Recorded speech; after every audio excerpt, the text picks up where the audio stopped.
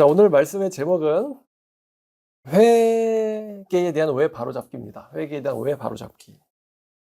일반적으로 교회에 알려진 이 회개는 바로 이 구원파식 회개입니다.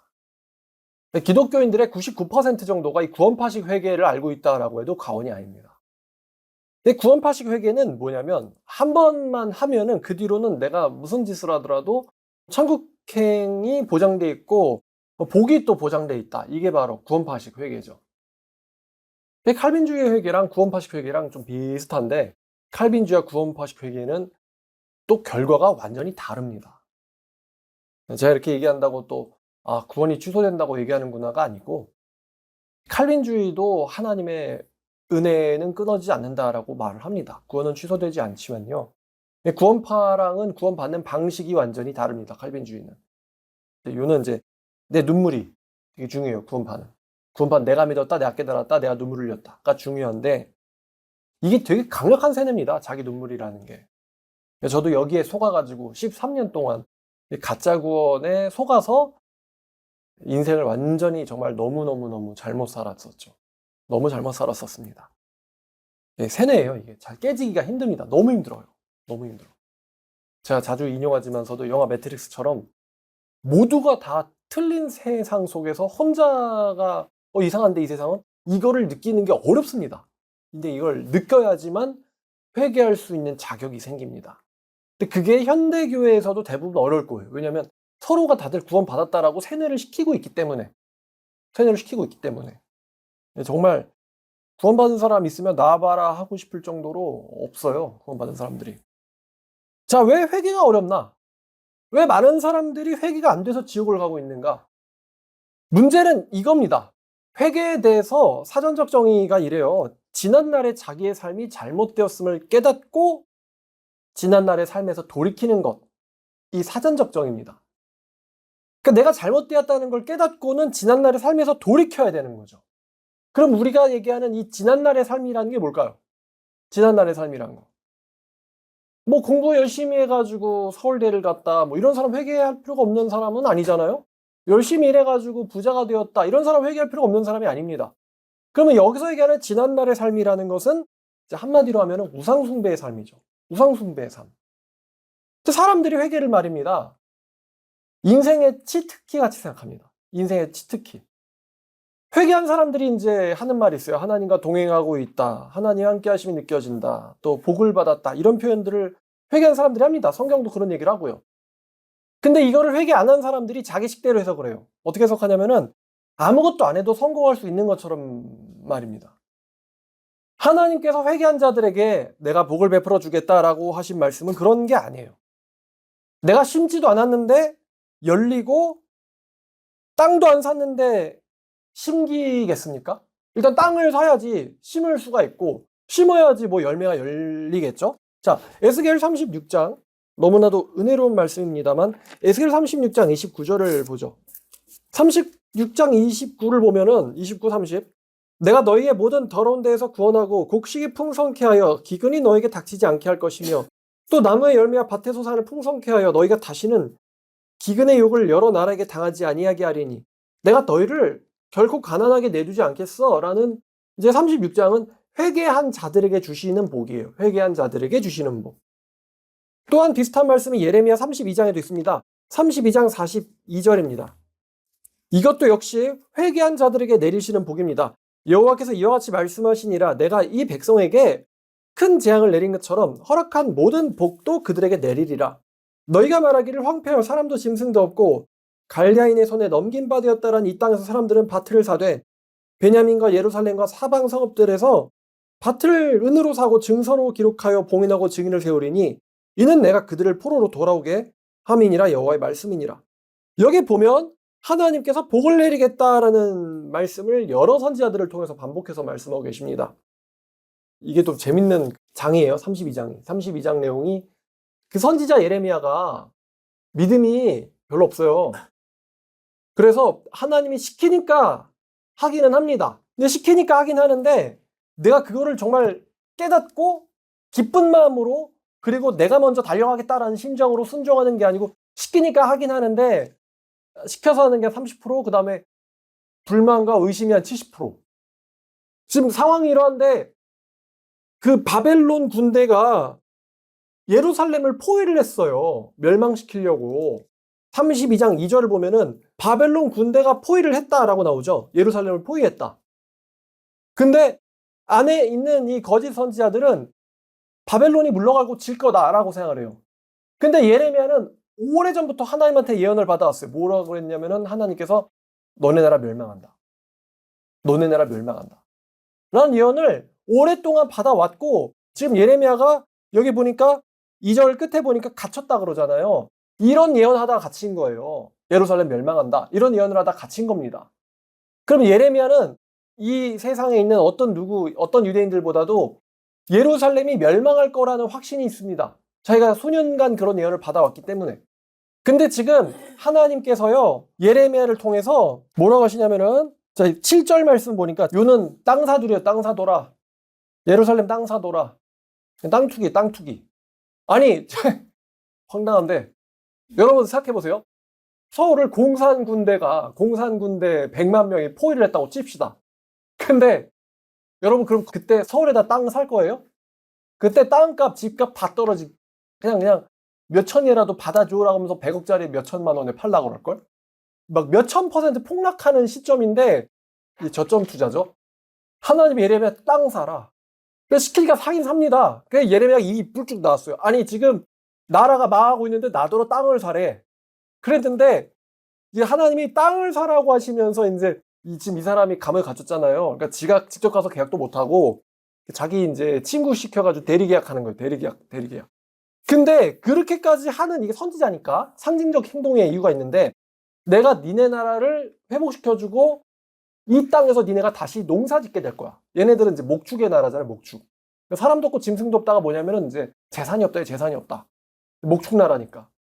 그러니까 땅 사서 너네들이 다시 목축하게 될 거야 라는 거에 대한 어떤 상징적인 행동 대표성으로 선지자 땅 투기 사건. 여기서 야 이거 네가 사라 내게 권리가 있다가 아니고 사실은 이걸 믿었으면 이제 왜 팔어? 회복될 건데. 근데 모르는 사람은 파는 거고 아는 사람은 저점 매입. 근데 여기서 이제 되게 유명한 말씀이 나오는데요. 예레미야가 땅 사고 나서 좀 지도 어이가 없어서 아니 예언한 대로 됐고 지금 나는 감옥에 갇혀 있는데 땅을 사라니요? 하고 지금 황당해가지고 잠깐 좀 하나님이 뭐가 걸리신 거 아니야? 왜 이런 명령이 나와? 근데 그때 이제 되게 유명한 말씀이 나오는데 이제 27절 보니까 27절. 이거 외워둬야 돼요. 나는 여호와요 모든 육체의 하나님이다. 내게 할 수 없는 일이 있겠느냐? 성경에서 나오는 대부분의 이제 질문화법은 강한 부정입니다. 내가 못하는 일은 없다예요. 없다. 지금 예레미야 위에 예레미야를 가두자고 외친 놈들 위에 그 사람들 위에 고관들 위에 이제 시드기야 위에 바벨론 군인들 위에 군인들 총사령관 위에 그 총사령관 위에 이제 느부갓네살 있고 그 위에 이제 나보폴리살. 그 권력 구조가 이렇단 말이에요. 그럼 예레미야는 지금 제일 쪼렙이니까 갇혀 있겠지. 근데 하나님이 말씀하시기를 난 너에게만 한 하나님이 아니고 나는 모든 육체의 하나님이라고. 여기서 얘기하는 모든 육체에는 갈대아의 군대들, 여러분 전쟁 나면은 승리한 사람이 지는 쪽 백성들 죽이는 걸 아무렇지도 않게 생각하죠. 근데 그 군인들을 물론이거니와 사령관도 물론이고 그 위에 있는 왕과 제왕까지도 내가 내 마음대로 주물르는 존재라는 거를 얘기하시는 게 다니엘이었어요. 다니엘서. 그러니까 나는 모든 육체의 신이다. 내게 못하는 게 있겠느냐? 라고 예레미야한테 말씀하십니다. 이 성이 왜 망했는지 알아? 28절 보니까 내가 걔한테 팔았어. 내가 걔한테 넘겼어. 그래서 걔가 와가지고 다 불살라버릴 거야. 왜냐면 얘네들은 폐역한 녀석들이니까 나를 화나게 했거든. 근데 36절 이하를 보면은 내가 걔네들을 박살을 냈지만서도 다시 오게 할 거야. 그러니까 이게 죽이려고 때리는 게 아니에요. 물론 이제 당시 사람들은 죽긴 했는데 자손까지 묶어서 보면은 하나님이 완전히 버리려고 때리는 게 아니라 회복시키려고 때리는 거예요. 회복시키려고. 회복될 때 너네들의 정신, 영혼, 망가진 생각들 다 고쳐지고 그리고 니네들이 잃었던 사람들과 집과 땅까지 다 회복시킬 거야. 플러스 더 경제적 부흥을 내가 일으켜 줄 거야. 사람들이 바글바글하고 짐승들도 바글바글하게 만들어 줄 거야. 그러니까 미리 땅 사두라고 저점 투자하라고. 이 내용이에요, 이 내용. 32장이. 재밌죠? 어쨌든 간에 하나님은 회개하면 복 내리신다. 우리가 회개하면 하나님께서 복 내리신다라고 성경 전체에 약속이 되어 있습니다. 회개하면 복 내린다. 우리 하나님이 뭘 좋아하는 하나님이냐면 41절에 복 주는 거를 기뻐하는 하나님입니다. 뭐라고 나와 있어요? 복 주는 걸 뭐 하는 하나님? 기뻐하는 하나님. 그러니까 하나님이 복 줄 때 그 대충 나라에 사는 것처럼 현금 살포하고 이런 느낌이 아니에요. 정확하게 기가 막히게 이 사람은 이거 저 사람은 저거. 왜냐면 하나님은 할 일이 없으셔서 우리의 머리카락도 미리 세두시는 분이시기 때문에 얘한테는 이게 필요해 쟤한테는 저게 필요해 아주 맞춤식 복을 파바박 천사들 시켜가지고 복 주는 걸 기뻐하는 하나님입니다. 기뻐하는 하나님 이라고 성경에 반복합니다. 근데 말이죠, 근데 곡식이 풍성하려면 지금 예레미야 한 것처럼 뭘 사야 돼요? 땅 사야지. 땅 사면 저절로 뭐 벼가 열려요? 심어야지. 그리고 심으면 누가 추수해주나? 추수해야죠. 내가 일꾼을 고용하든지 내가 하든지. 아무리 우리가 회개를 했고 하나님을 기뻐하는 신이라 한들 이 행동들은 신이 대신해 주시지 않는다는 거죠. 뭐 바람이 불려가지고 벼가 저절로 심기고 바람이 불려서 곡식들이 날아다니다 저절로 창고에 타닥타닥 쌓이는 그런 식의 일은 하나님이 하시지 않는단 말입니다. 아무리 회개를 했어도 말입니다. 자, 열왕기상 2장을 보면은 다윗이 또 이제 자기 아들한테 왕상 2장 3절이요. 자, 여기 자기 아들한테 하나님이 복 주길 기뻐하는 하나님이니까 일단 다윗 본인도 복을 많이 받았고요. 그러니까 이제 이런 말을 합니다. 이제 3절 넌 여호와의 명령을 지켜 그 길로 행하여 그 법령과 계명과 율례와 증거와 또 모세 율법에 기록된 대로 지켜라. 이거는 이제 회개한 신자들이 살게 되는 삶이죠. 그러면은 그 다음 마지막이 중요한 건데 우린 이게 중요하죠. 우리한테는 너는 무엇을 하든지 어디로 가든지 형통할 것이다. 우리가 여기서 성공, 형통이란 단어를 보지만 그 앞에 뭐가 있냐면은 네가 무엇을 하든지 어디로 가든지란 단어가 있습니다. 그러니까 형통을 할래도요 뭔가를 하긴 해야 돼요. 그렇죠? 뭔가를 하긴 해야 되고 어딘가 가긴 가야 됩니다. 형통을 할래도. 아무것도 하지 않아도 형통한다라는 말이 절대로 아닙니다. 절대로 아닙니다. 제가 어제 기사를 검색을 해봤어요. 얼마 전에 봤던 기사인데 25년 11월 달에 나온 기사인데요. 15세 이상 인구들 중에서 구직 활동을 하지 않는 구직 취업을 하지 않는 인구가 전체 인구의 35% 1622만 명이랍니다. 오, 상당히 많죠? 국민 중에 3분의 1은 일을 안 해요. 근데 여기서 이제 경제 활동 대신에 이제 다른 활동을 하고 있는 친구들, 예를 들어서 군대 가면 경제 활동 못 하죠. 학업, 가사, 왜냐면 15세 이상이니까. 합법적 비경제 활동 인구를 빼고 아무 이유 없이 쉬었다 라고 말하는 사람들이 264만 명이라고 합니다. 264만 명. 그럼 264만 명이 백수예요. 요게 국민 중 20명 중에 1명인 것 같은데 라고 하는데 청년들 중에서 이 사람들을 이렇게 세봤더니만 청년의 3명 중 1명이 백수입니다. 야, 이거 참 좀 심각하죠? 청년들 3명 중에 1명이 백수다. 근데 옛날에 백수예요 라는 느낌이랑 요즘에 백수예요 라는 느낌이 조금 좀 다른 것 같긴 한데요. 이제 예언이 될 건데 이게 이 앞으로 이 사람들이 국가의 문제고 짐이 되자 또 지독한 사회 문제가 될 겁니다. 자, 에베소서 4장을 보면 에베소서 4장 28절 도둑질하는 자는 다시 도둑질하지 말고 돌이켜 가난한 자를 구제하도록 자기 손으로 수고하고 선한 일을 하게 하라. 한마디로 도둑놈은 일시켜라. 그죠? 한마디로 도둑놈은 일시켜라. 이게 교회에서 교인들 중에 도둑놈이 있는 모양이에요. 바울이 교인에게는 교인 중에 도둑놈 있냐? 걔는 일시켜라. 이렇게 얘기합니다. 야, 시켜서 야, 걔가 피해 끼친 사람들한테 선한 일 하게 해라.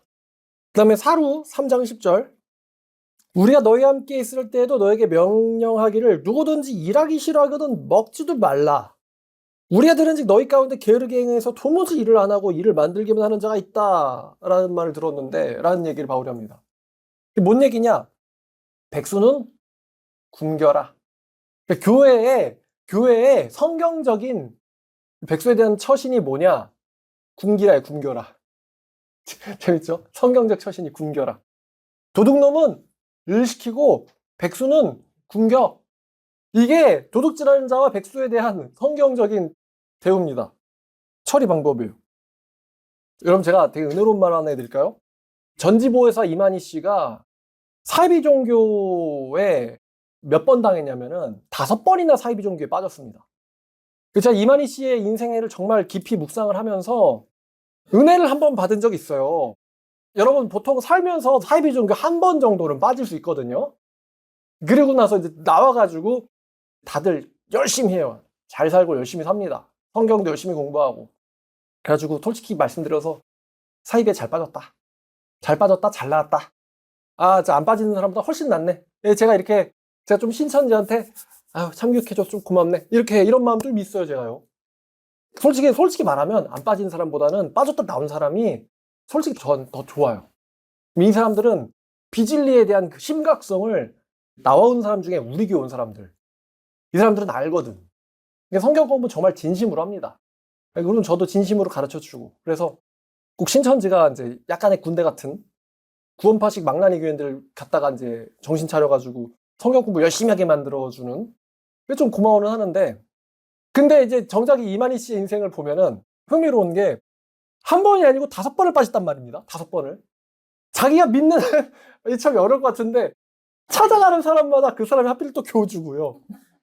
꼭 자기 통수를 쳐. 이만희 씨의 그 마지막 통수가 이 백만봉이라는 분인데, 그 이제 얼마 뒤면은 세상 끝나고 난 하늘로 올라간다. 근데 그거랑 뭔 상관인지 전 재산 바쳐라 그래가지고 바치는 사람도 있나 봐요. 근데 백만봉 씨가 당연히 올라갈 리가 없죠. 그래가지고 뭐라고 했냐면은 미안하다. 냈던 돈은 다 돌려주겠다. 그래가지고 이제 좀 양심적인 교주구나. 근데 이만희 씨가 이제 그 말을 듣고 격분을 했어요. 격분.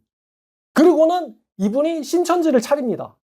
그때 이만희 씨의 나이를 아시면 여러분 충격받을걸요? 50살입니다. 50살. 50살. 50살에 차렸어요. 근데 지금 신천지 규모가 얼마나 큽니까? 창업을 몇 살에 했는데 50살에. 근데 이런 도전 정신이 우리 청년들한테 잠깐만. 이 오해할래다. 오해한다. 자. 아니, 그 사이비 종교를 차리라는 게 아니고 열심히 살라는 거죠. 수십 년의 실패와 이 5번의 실패 노하우를 가지고 해가지고 결국에는 끝에 가서 웃는 놈이 이긴 놈. 이긴 자 됐잖아요, 이긴 자. 정확하게 이제 신천지인들을 이긴 자. 누구 상대로 이겼냐면 뭐 기독교 상대로 이긴 것도 아니고 뭐 일곱머리 열불 상대로 이긴 것도 아니고 신천지인을 상대로 이긴 자예요. 왜냐하면 속이는데 성공한 놈은 속은 놈에 이긴 놈이거든요. 베드로후서가 얘기하잖아. 누구든지 진자는 이긴 자의 종이 됨이라 이러면서 이긴 놈이 됐어. 그러니까 제가 매번 얘기하지만요. 이거는 뭐냐면 악당들이 바쁘다. 바빠. 사기치려면은 캄보디아도 가고 그 창문에다가 철장도 받고 못 나오게 그래야지 사기도 치는 거지. 잠언 얘기하는 것처럼 길거리에 나가면 사자가 있다. 솔로몬이 그러잖아요. 걔는 문틀에서 도는 것처럼 침상에서 뒹구느니라. 그러니까 이제 성경이 뭐라고 하냐면은 도둑놈은 일 시키고 백수는 일 시켜라가 아니라 얘는 일을 할 멘탈이 안 되잖아요. 굶겨라. 굶으면 선택지가 둘 중에 하나잖아요. 가만히 굶어서 죽든가 나와서 뭐든 하든가. 그러니까 이제 우리나라도 성경적으로 도둑놈들 일 시켜가지고 돈 벌어서 다 세금 납세하게 하고 그 다음에 일 안 한 놈들은 다 굶겨야 돼요. 근데 이 쉬었다라는 말도 참 재밌는 게 그럼 자기가 쉬면 자기 위장도 쉬나요? 자기 위랑 입도 쉬어요? 입도 쉬어야지. 입이랑 위는 그다음에 이제 이 뒷구멍은 안 쉰단 말입니다. 그러니까 쉬었으면 밥도 안 먹어도 되고 침대에 안 눕고 따뜻한 공기도 안 마시고 인터넷도 안 하고 물도 안 마셔야 되는데 쉬었어도 이런 걸 해야 된단 말이죠. 그러니까 이제 이 264만 명의 쉬었음이란 인간을 부양하기 위해서 이들의 입에 풀칠을 해주고 난방비 대주고 인터넷비 대주기 위한 어떤 누군가 수백만 명들이 이 쉬었음들을 위해서 더 일을 해야 돼요. 구조가 이래요 지금. 열심히 내가 뭔가 안 했는데 복을 내린다. 회개하면 복을 내린다. 이건 성경에 없는 개념입니다. 없는 개념이에요. 안 나와요. 제가 좋은 설교 하나 했는데 뭐냐면 삼손의 뽑힌 눈은 회복되지 않는다 라는 설교를 했어요. 아무리 회개를 해도 뽑힌 눈은 회복되지 않습니다. 회개는요, 매직이 아니에요. 회개는 매직이 아닙니다. 성경이 분명히 말하기를 네가 무엇을 하든지 라고 말하고 있지 아무것도 하지 않아도 라고 말하고 있지 않습니다. 아브라함이 롯한테 이렇게 얘기했어요. 네가 좌하면 내가 우하고 네가 우하면 내가 좌하리라. 이렇게 얘기를 할 때에도요. 이 사람들 목축하는 사람들이니까 네가 좌로 가서 목축하면 난 우로 가서 목축하고 네가 우로 가서 목축하면 난 좌로 가서 일할 거야. 이런 이야기지 아무것도 안 할래라는 선택지는 아브라함에게조차도 존재하지 않아. 너는 복의 근원이 된다라는 아브라함도 열심히 일을 했단 말입니다. 그러니까 아무것도 안 해도 저절로 부자가 되고 싶다, 고생하기 싫다, 편하게 살고 싶다 이런 선택지가 없어요. 욥이요 회개하고 나서 재산이 딱 2배가 됐죠. 딱 2배가 됐는데 욥이 재산 2배가 됐을 때 저절로 2배가 됐을까요? 하늘에서 막 양들 뛰어내리고 낙타들 뛰어내리고 하늘에서 이거 회개했더니만 양들이 비처럼 떨어지네. 왜 다 나한테 몰려오는 걸까? 내 거라고? 성경은 얘가 재산이 2배가 됐다라고 정확하게 얘기를 하거든요. 근데 그 과정은 얘기를 해요, 안 해요? 안 합니다. 다만 욥은 열심히 일을 했겠지. 오베데돔이 법궤를 받고 나서 복 받았다고 이야기하는데 복이 뭐 하늘에서 툭 떨어지는 건 아닐 거 아닙니까? 열심히 일 했겠죠. 성실하고 용감한 사람이니까. 성경은 그 과정을 생각한 거예요. 생략한 거예요, 과정을. 회개가 매직이 아니다라는 건 예수님의 주변의 인물만 봐도 탁 나타나죠. 예수님 주변에 예수님한테 인정받고 회개한 사람들이 이제 이 사람 분명히 회개했다. 이런 사람들 나오잖아요. 근데 이 사람들 중에서 재산이 매직처럼 딱 불어난 사람들이 있습니까? 중풍병자는 나아도 거지고, 장님도요, 나아도 거지예요. 귀신 들린 자도 나아도 거지고. 베드로 본인 회개하고 나서도 뭐가 없냐? 은과 금이 없다. 그죠? 은과 금이 없어. 그 베드로가 일으켜준 안진뱅이도 나아서 막 깡총깡총 뛰게 됐는데도 뭐가 없어요? 은과 금이 없어. 거지예요, 거지. 거지라는 건 변함이 없어요. 회개한 거지. 제가 뭐라고 대답하나 궁금해서 A한테 물어봤어요. 예수님 만난 거지들이 재산 늘었냐? 라고 물어봤더니 얘가 대답이 예수님 만난 거지들은 로또 당첨 같은 현금 부자가 된 게 아니다. 오히려 삭개오처럼 재산이 반토막이 나거나 바디메오처럼 자기 외투, 전 재산이 없어지는 사람들도 있다. 대신에 평생 남에게 빌어먹어야 할 비참한 운명에서 벗어나 자기 2다리로 서서 일하고 하나님을 예배하고 스스로 밥을 벌어먹을 수 있는 존엄한 인간으로 변화된 것이다. 그리고 성경은 이게 돈 몇 푼을 그 사람에게 쥐어주는 것보다 더 위대하고 근본적인 구원이자 회복이라고 얘기한다. 라고 AI가 딱 얘기를 하더라고요. 그러니까 이제 되게 쉽게 설명하면은 이들이 변한 건 기분이에요. 기분이지 재산이 아닙니다. 기분이 변했어요. 쉽게 얘기하면 기분인 거고 조금 더 고급지게 얘기하면 마음가짐이 변한 거고 더 이제 깊게 얘기하면 영혼이 뒤바뀐 거. 그 기분이 변한 게 기분이 회개하고 나서 기분이. 근데도 여전히 뭐라고요? 거지다. 걱정하는 거지가 기분 좋은 거지가 된 것뿐. 걱정하는 거지가 걱정 안 하는 거지가 된 것뿐입니다. 그럼 재산은? 아까 분명히 재산 얘기 나왔는데 성경에서 재산은 이 바뀐 마음가짐과 기분을 가지고 성실하게 일하면 주어집니다. 농사를 봤더니 벼가 한 알에서 최대 몇 알까지 나올까? 최대 2,000에서 4,000알이 나온대요. 한 알 심으면 4,000알까지 나오는 게 벼래, 벼. 그러면은 나는 한 알을 심었는데 1999알은 누가 더 줘요? 하나님이 더 주시는 거예요. 심지어 이제 3,999알 누가 더 주냐? 하나님이 더 주시는 거예요. 난 한 알 심었는데. 그러니까 이게 효율이 엄청 좋은 거예요, 효율이. 우리가 밥 한 공기 먹으려고 그 수많은 쌀들을 다 심고 있는 게 아니고 그냥 한 알 심었는데 4,000배로 증가를 해버리니까. 농사만 그런 게 아니고 우리 경제활동이 죄다 그래요.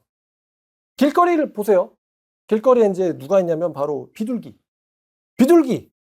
열심히 사는 비둘기를 보면 다 어떤 비둘기? 다 통통한 비둘기. 그래가지고 꼭 지네들이 정한 장소에서 이렇게 푹 이러고서는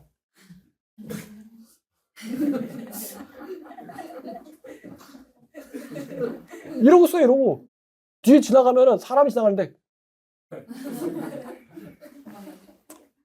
다 통통한 말이에요. 통통한 비둘기. 어쨌든 간에 말라 빠진 비둘기는 별로 없습니다. 말라 빠진 비둘기는 이제 막 사회에 나온 어린 비둘기. 통통한 비둘기는 사회생활 오래 한 비둘기. 왜냐면 다들 열심히 사니까. 얘네들한테 제사는 자기 살이 살. 일주일에 168시간인데 40시간만 일해도 168시간을 충분히 먹고 살고도 남아서 저금할 만큼의 자원을 주시는 분이 바로 하나님입니다. 이 생각을 한 번 더 말씀드려야겠는데, 제가 예전에 돈데이 앞에서 삼겹살이 맛있어가지고 삼겹살을 먹다가 이런 생각을 했어요. 아, 이거 평생 먹을 수 있을까? 그러다가 이런 생각을 했어요. 예수님을 위해서 모든 걸 다 걸어버리면은 왠지 비참해질 것 같은 생각이 좀 드는 거예요. 근데 우리나라가 열심히 일을 해도 굶어 죽는 나라인가? 아니지. 그럼 내가 예수님을 위해서 살면은 막 세상 사람들처럼 부당이득을 위해서 목숨 걸고 살지 못하게 되니까 부자가 되지 못할 것 같기도 하고 비참해질 것 같기도 하고. 근데 내가 열심히만 일한다면은 그래도 맛있는 거는 먹고 살 수 있지 않을까? 그렇지. 그럼 중요한 거는 예수님을 위해서 살면서도 열심히 살아야겠다라는 마음가짐만 있으면 되는 거 아닐까? 그렇지. 결론.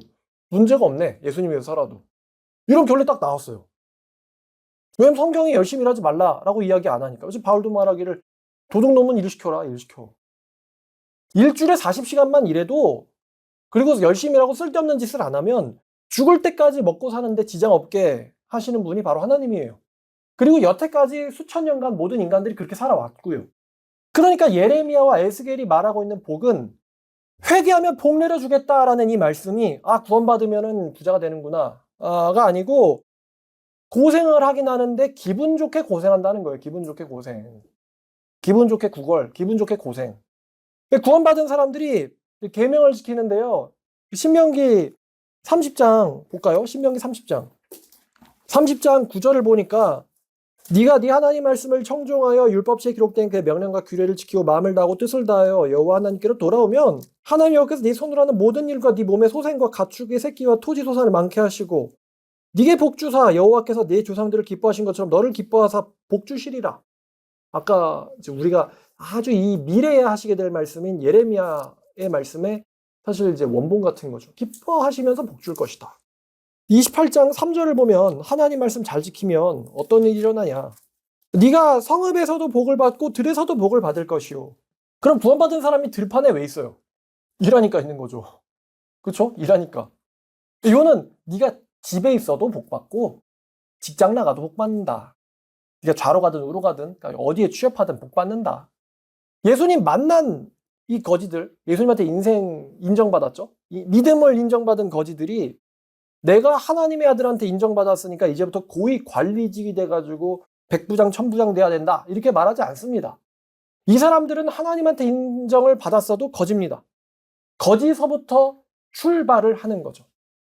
그러면 이 사람들의 심리를 분석을 해보면 자신의 위치와 입장을 냉정하게 분석하고 받아들이고, 그리고 남들이 열심히 일하고 살았던 만큼 자기는 일하지 못했던 과거, 그리고 남들이 열심히 살았던 만큼 자기는 죄악 속에서 빠져 살았던 과거를 인정하고 받아들이고 납득하고 밑바닥부터 시작하겠다라는 마음가짐이 회개한 사람들한테 있는 겁니다. 회개의 본질상 그럴 수밖에 없어요. 회개의 본질상. 내가 잘못한 걸 받아들이고 밑바닥도 받아들이고 시작하겠다. 당신이 뭔데 내 기분을 나쁘게 해요. 이게 아니란 말입니다. 회개한 사람들의 마인드에는.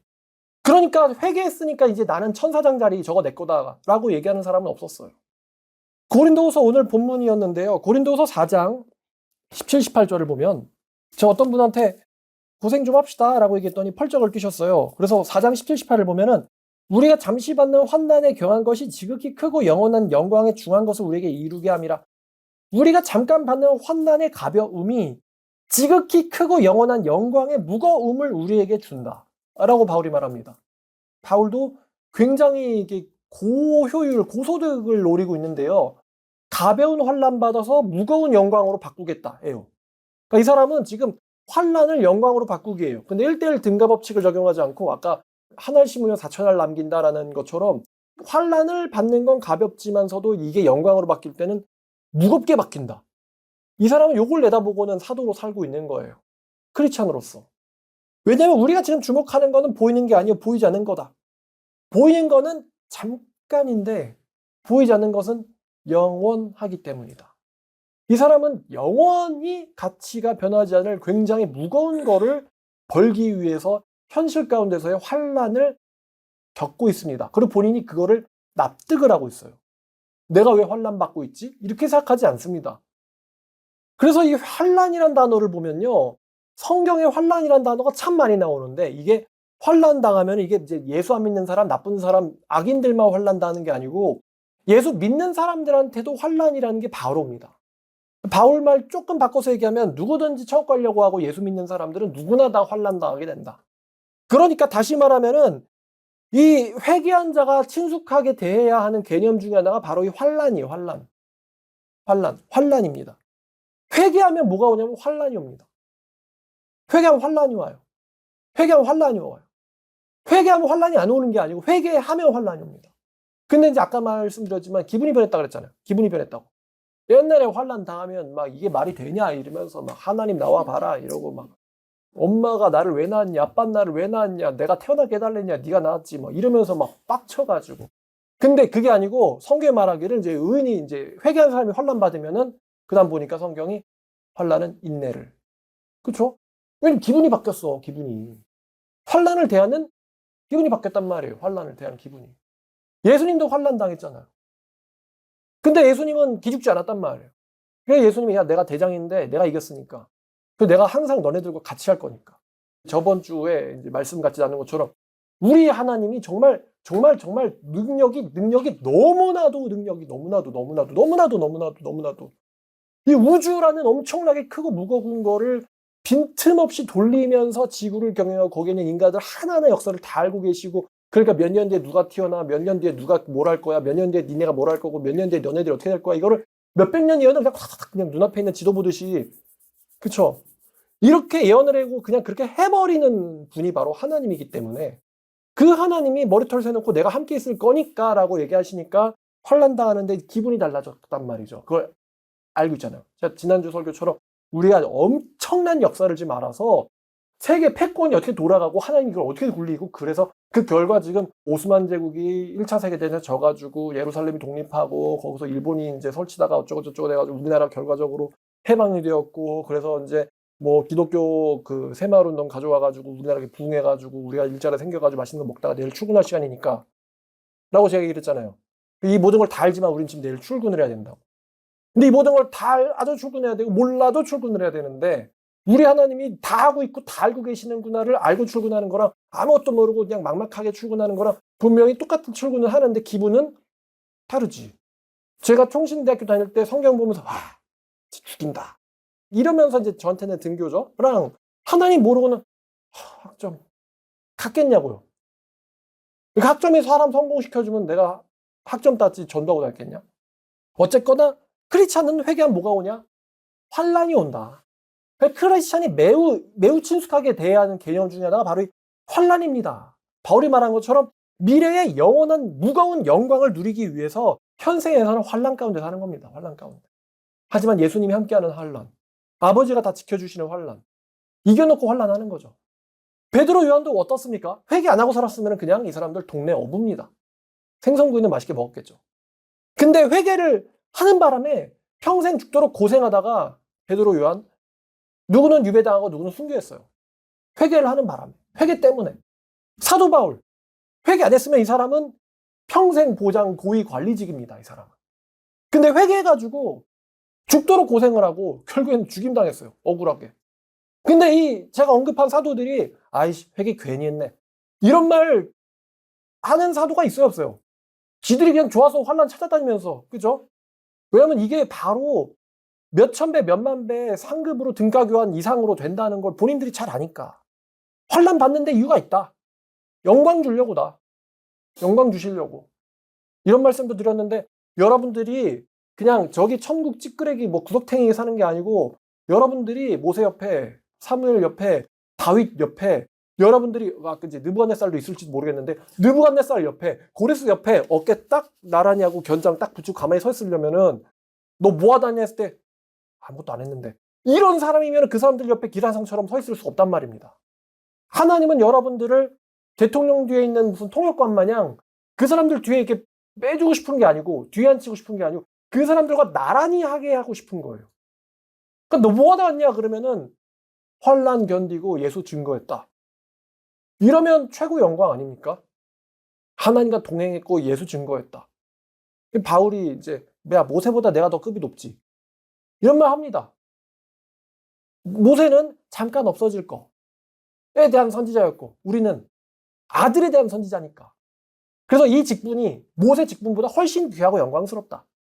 그게 바로 이제 신약의 크리스찬의 직분이에요. 크리스찬의 직분. 영광스럽다. 욥도 복받았지만서도 욥이 안 한 거. 예수 증거하는 거. 우리는 그걸 할 수 있잖아요. 자, 근데 우리나라 사람들이 그럼 회개를 왜 못할까요? 우상숭배를 버리지 못하기 때문입니다. 회개라는 것에 대한 정의와 목적과 본질에 완전히 반합니다. 우상숭배를 하려고 우상숭배를 버리는 척을 해요. 이게 우리나라 사람들이 생각하는 하고 있는 회개예요. 우상숭배를 더 잘하려고 우상숭배를 버리는 척을 합니다. 이게 말이 됩니까? 하나님께서 그거를 보시고 인정하시겠습니까? 진정한 회개는 누가복음 14장 33절처럼 내 제자가 되려거든 모든 것을 버려야 한다고 하셨고 또 26절에 보니까 자식도 버려야 되고 목숨도 미워야 돼요. 자기 목숨도.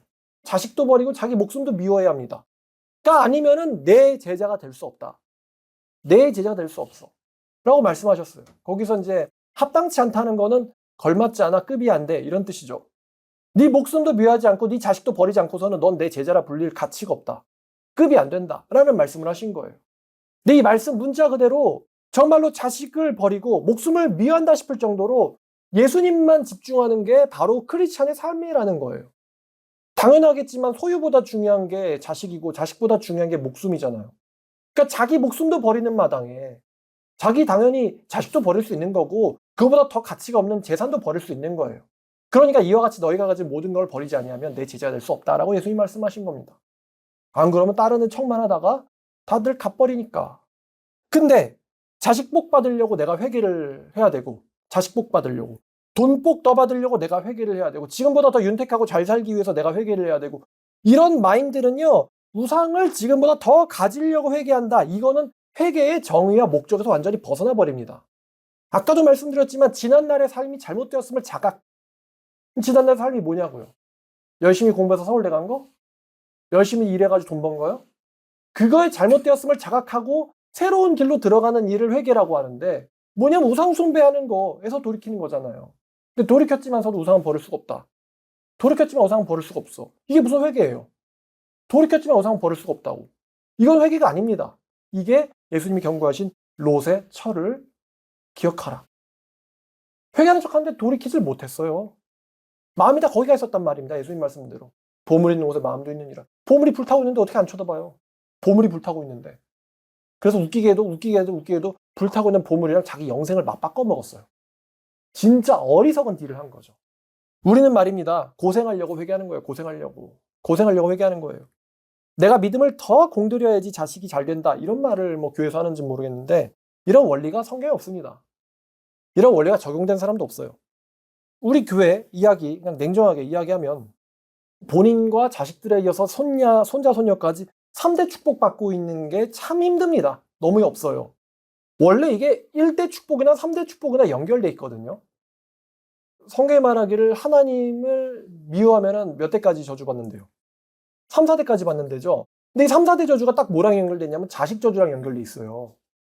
이게 내가 하나님께 잘해야지 자식이 복을 받고 손자, 손녀가 복을 받는 게 아니고 본인이나 나만 하나님만 경외하면요. 나만 하나님만 경외하면 2대가 축복을 받게 되어 있습니다. 그리고 2대가 하나님을 경외하면은 3대도 축복을 받게 되어 있습니다. 근데 2대 축복도 지금 보니까 쉽지가 않아요. 이게 2대 축복도. 이게 쉽지가 않아. 근데 왜 그게 쉽지 않냐면요. 본인이 하나님을 경외하지 않기 때문이에요. 본인이. 본인이 제일 문제예요. 그러니까 자식이 우상인 상태에서 자식이 잘 되게 하려고 내가 더 믿음 생활을 잘해야겠다라는 이게 말이 안 된다는 거예요. 지금 이게 우상이 지금 버려지지를 않고 있잖아요, 이게. 자식을 잘 되게 하려고 본인이 믿음 생활을 더 잘하는 게 아니고 본인이나 열심히 하나님만 바라보면은 그 결과로서 자식들도 하나님을 경외하게 됩니다. 이거는 이거예요. 니도 경외 안 하는데 왜 내가 경외를 해?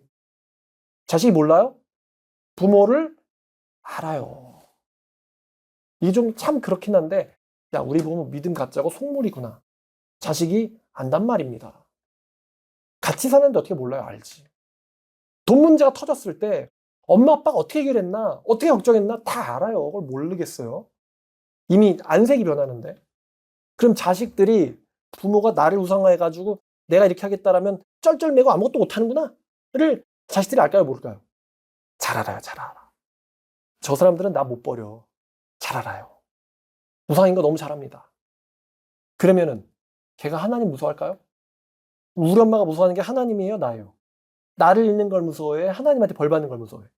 나를 잃는 걸 무서워하지. 그럼 자식이 보기에 우리 엄마는 하나님을 숭배하는 사람이 아니야. 나를 숭배하는 사람이지. 근데 부모도 하나님을 무서워하지 않는데 내가 왜 하나님 무서워하겠냐고요. 부모 신앙 그대로 따라간단 말이에요. 부모 신앙을 그대로. 그러니까 본인이 열심히 하면 그 결과로서 자녀들이 하나님을 경외하게 되는 거고, 아브라함과 이삭 같은 경우가 이삭이 야 우리 아빠가 나 우상이야 이거 이렇게 생각하겠어요? 자기한테 칼을 들었다고. 우리 아빠가 그렇게 하나님을 경외해가지고 하나님 말씀대로 아빠가 저렇게 하나님을 경외하니까 이삭이 하나님 경외하겠어요? 못하겠어요? 하게 돼 있죠. 이삭이 하나님을. 그러니까 하나님 경외하면 복은 알아서 굴러온단 말입니다. 알아서 따라다니니까. 하나님 경외한 사람들한테. 그러니까 이제 자녀들이 복 받는 거예요. 반대로 자녀들의 문제가 생기면 그거는 99%는 부모 문제입니다. 부모가 잘못했어요. 우리가 하나님 사랑해서 자식 사랑하면 그게 자식을 망치입니까? 망치면 하나님이 그렇게 하라고 하겠어요? 하나님 안에서 자식 사랑해야지 그게 진짜 자식 사랑이지. 하나님 갖다 버린 다음에 자식 사랑하면은 압살롬처럼 자식한테 칼만 맞으면 다행이지. 그러니까 이제 본인이 자식을 위해서 이 믿음 생활을 잘해야지 되는 게 아니고요. 본인이 하나님을 위해서 살면은, 그래서 누가복음 14장 26절 33절 말씀에 본인이 합당하면 누구든지 나를 따라오려거든 부모와 형제와 처자와 자식과 심지어 자기 목숨도 미워하지 아니하면 내 제자가 되지 못하고 이와 같이 모든 것을 버리지 않는 자는 내 제자가 되지 못하리라. 그러니까 하나님의 이 말씀에 합당하면은 자식은 자연스럽게 복받게 됩니다. 자, 정리하겠습니다. 우리가 고생하려고 회개해야 한다는 걸, 반대로 말하면 고생이 싫으면 회개가 불가능해요. 왜냐하면 그 사람은 여전히 우상숭배자이기 때문입니다. 우리는 주님을 위해서 일도 하고 고생도 하고 환난도 당합니다. 근데 그 중에서도 즐거워합니다. 기뻐합니다. 환난 당하고 있지만 우울증 따위 걸리지 않습니다. 낙심하지 않습니다. 자빠져 또 멸망하지 않습니다. 왜냐하면 하나님이 오른손 붙잡고 있다라는 걸 알고 있거든요. 아버지가 붙잡고 있는 아기가 자빠져 어떻게 멸망을 하겠어요. 그것도 상대가 잡고 계신 분이 하나님 아버지인데. 제가 드린 말씀들을 모든 선지자들 또 성도들이 고민했던 것들이에요. 야, 나 자빠진다. 하나님만 믿고 있는데 하나님 좀 원망해볼까? 하는데 아니에요. 붙잡고 계시네. 안 망하네. 살아계시네. 내가 미쳤었네. 내가 하나님 욕하려고 했었네. 제정신이 아니네. 우리 아버지 진짜 영원하네. 내가 아버지 말고 누구를 더 좋아해야 되지? 누구를 더 신뢰해야 되지? 아버지밖에 없네. 세상 사람들은 다 나를 등치는데 하나님만 나를 절대 안 버리시네. 왜? 그가 내 이름을 알기 때문에. 그가 나를 신뢰하고 있기 때문에. 안 망하네. 그러니까 이제 1000명이 10,000명이 네 왼쪽 오른쪽에 죽어도 그 재앙이 너에겐 가까이 못 가는구나. 나에겐 못 오는구나. 하나님 계시니까. 이러한 믿음이 여러분들에게 다 있어서 하나님과 같이 동거동락 동행하시는 여러분들 되기를 원합니다. 기도하겠습니다. 하나님 감사합니다. 우리에게 건강, 시간, 국가, 자유, 안녕, 또 평안 주셔서 교회 나오게 하시고 말씀 듣게 하시고 정신병 안 걸리게 하셔서 정말 생각하면서 말씀을 들을 수 있는 능력을 주셔서 감사드립니다. 주님 때문에 여기까지 왔는데 어렸을 적에 그걸 잊고 '하나님 누군데? 이제 필요 없는데?' 이런 얘기하지 않도록 성공했을 때나 절망 가운데 있을 때나 실패했을 때나 높은 데 있을 때나 낮은 데 있을 때나 언제나 하나님과 같이 동행하는 저희 되게 하여 주시옵소서. 강아지들이 그러하듯 언제든 하나님만을 사랑하고 하나님만을 바라보고 하나님 곁에서 같이 걸어가는 저희가 되게 하여 주시옵소서.